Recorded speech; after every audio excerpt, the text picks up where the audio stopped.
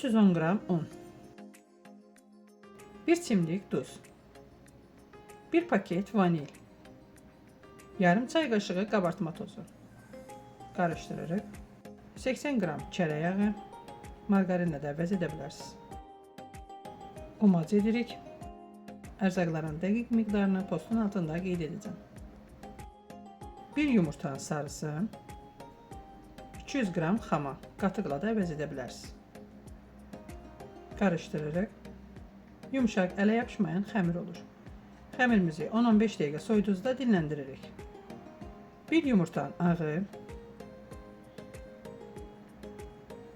1 paket vanil, 40 qram şəkər.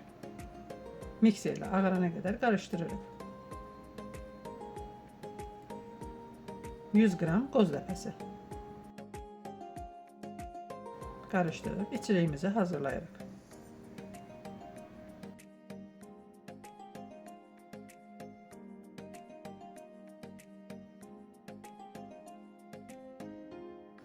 Soyduzdan götürdükdən sonra xəmirimizi kündələrə ayırırıq.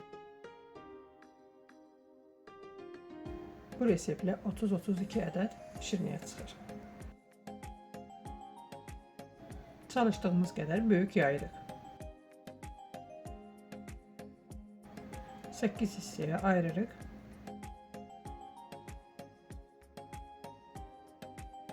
Və içliyimizdən qoyuruq.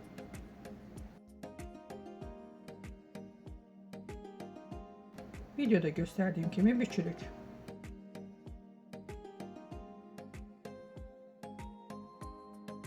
Bütün kündələri eyni qayda ilə yayırıq və kəsib içliyimizi qoyuruq.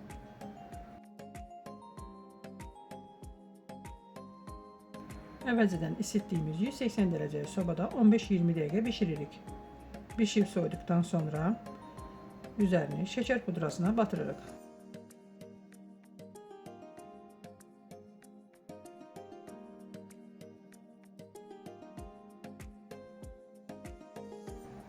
Dadlı reseptlər üçün izləmədə qalın. Hazırlayacaq olanlara əvvəlcədən nuş olsun.